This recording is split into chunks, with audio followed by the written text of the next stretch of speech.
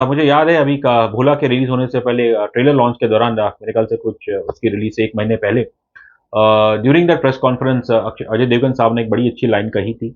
हमने उनसे एक सवाल किया था और फिर उन्होंने एक बड़ी अच्छी लाइन कही थी कि एक्शन फिल्म या कोई भी फिल्म हो अगर उसके अंदर इमोशन नहीं है तो वो नहीं चलने वाली है।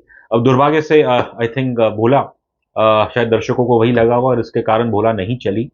और खैर अब एक इस हफ्ते एक फिल्म आ रही है, फिनिश फिल्म, वैसे तो इसे इंग्लिश में ही शूट किया गया है, जिसका नाम है सिसु। आज हम इस फिल्म पे बात करेंगे। तो ये कहूंगा कि सबसे पहले इस फिल्म के अंदर भी ओवर द टॉप एक्शन है। और जाहिर है अब लोग कहेंगे कि आप जो हमारे आलोचक है वो हमसे कहेंगे कि आप ऐसी फिल्म की भी आप क्रिटिसिज्म करो और हम बिल्कुल करेंगे। इसके अंदर जो थोड़ा बहुत या है ओवर द टॉप एक्शन, लेकिन हमारे लिए कोई भी फिल्म, एक एक्शन फिल्म उसके एक्शन से नहीं चलती है, उसके इमोशन से चलती है, जैसा अजय देवगन साहब ने कहा था। तो बेसिकली ये फिल्म में जो हमें बांध के रखती है वो है इसकी कहानी, वो है इसके इमोशंस। और सिसु एक पीरियड फिल्म है, 1944 ड्यूरिंग वर्ल्ड वॉर में सेट है। और कैसे उस दौरान जर्मनी नाजी, जो नाजी आर्मी थी, उसने पूरे यूरोप को कैप्चर कर लिया था।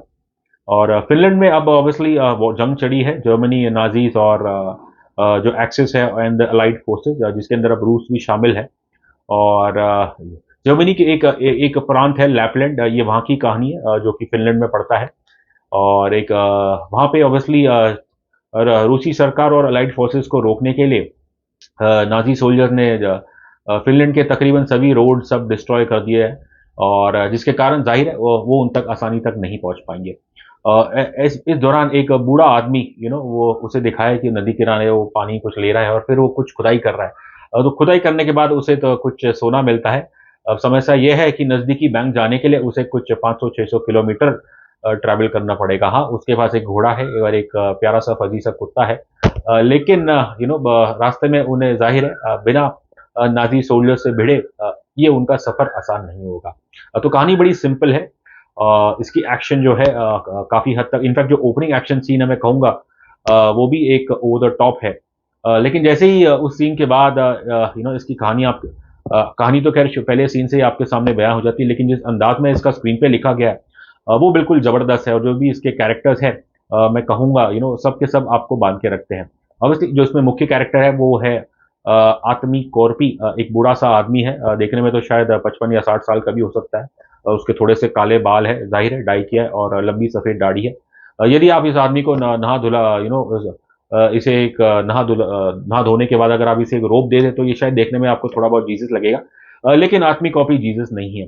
अब ये आदमी कौन है, इसका खुलासा आपको फिल्म में पता चलेगा। बस इतना कहूंगा कि ये आदमी एक समय पे ये एक फिनिश मिलिट्री का कमांडर था। अब इसके खूंखार एटीट्यूड की वजह से इसे वहां से भी निकाल दिया था। और अब ये अब अकेले रह रहा है। इसका परिवार अब शायद जंग में, युद्ध में मर चुका है और ये अकेले एक बस कहीं एक बेसिकली फील्ड्स पे ही रह रहा है ये। और आत्मी कॉर्पी का ये जो रूसी सोल्जर्स है उनका ये मानना है कि ये आदमी इंसान नहीं है, ये इमॉर्टल है। तो उन्होंने एक शब्द का इस्तेमाल किया है, Koschei. So basically he is Koschei the immortal. अब अब ये क्या ये कोई लेजेंड है या वाकई सच है ना? फिल्म में जैसे जैसे ये कहानी बढ़ती है और जो इसके एक्शन देखेंगे तब आपको पता चलेगा कि हाँ, क्यों इस आदमी का इतना खौफ है। अब देखने में ये कोई एक बूढ़ा सा इंसान है, कोई इसके सिक्स पैक ऐसे कोई नहीं है। उल्टा देखने में तो बिल्कुल दुबला पतला लगता है। तो यहाँ मैं दाद देता हूँ writer, actor and director mister Jalmari Helander, जो कि इस आदमी कॉर्पी का कैरेक्टर प्ले कर रहे हैं।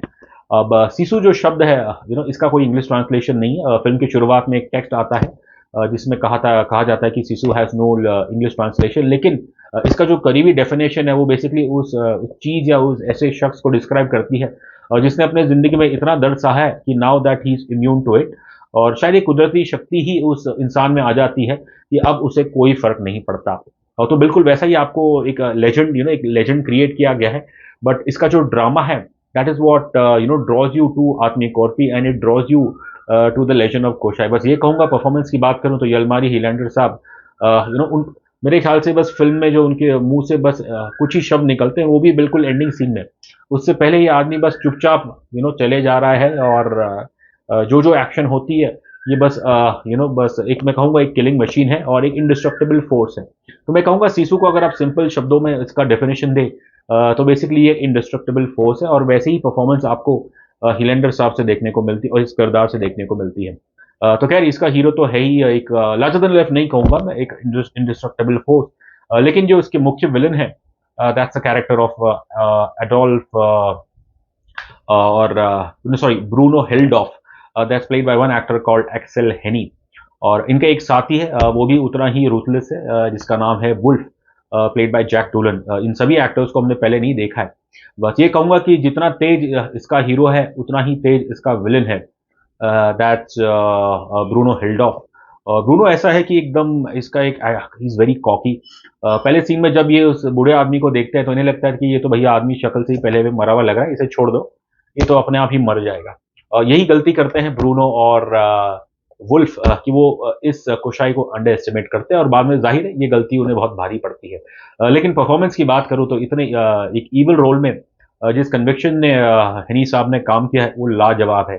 उनकी आप आंखें देखिए, उनका चेहरा देखिए, बॉडी लैंग्वेज, एक्सप्रेशन, उनके तो खैर डायलॉग्स हैं, लेकिन आपको इस किरदार को हेट करने में एक्सेल आपको मजबूर कर देते हैं इस कैरेक्टर से नफरत करने के लिए, और वही खूबी है एक्टर की।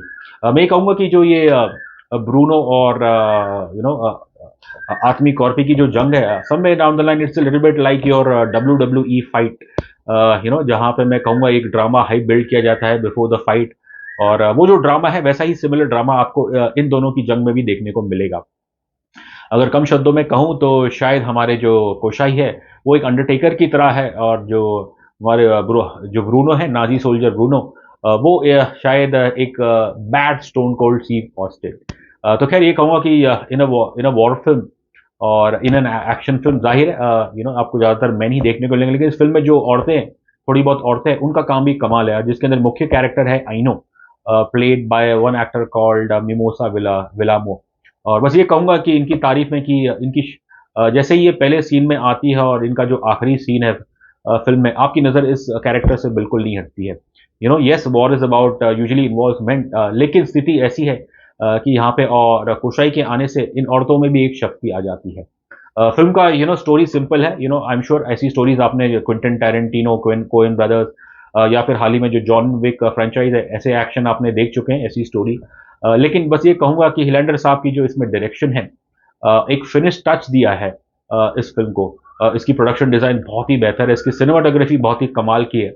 हाँ, इसमें काफ़ी दर्दनाक सीन है, इसलिए मैं जो दर्शक फैमिली ऑडियंस है जो शायद कमज़ोर दिल के हैं, मैं उनको रेकमेंड करूँगा कि आप ये फिल्म देखने से पहले 2 बार सोच लें। लेकिन जो इस नोवार इस जॉनर को पसंद करते हैं, उनके लिए तो ये बहुत ही मज़ेदार फिल्म है।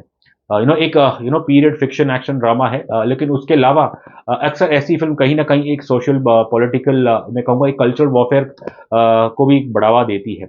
हम ऐसे युग में हैं जहाँ रशिया और यूक्रेन का युद्ध आज भी चल रहा है, और जो एक नेबरिंग स्टेट है फिनलैंड, जिसको रूस से खतरा था, उसने अब नेटो जॉइन कर लिया है। तो कहीं न कहीं obviously this film fulfils that purpose of cultural warfare. खैर leave the polity aside, I am sure जो हमारे हिंदुस्तानी दर्शक है जिन्हें ऐसी एक्शन फिल्में पसंद आती है, मुझे पूरा यकीन है कि उन्हें सीसू बिल्कुल पसंद आएगी।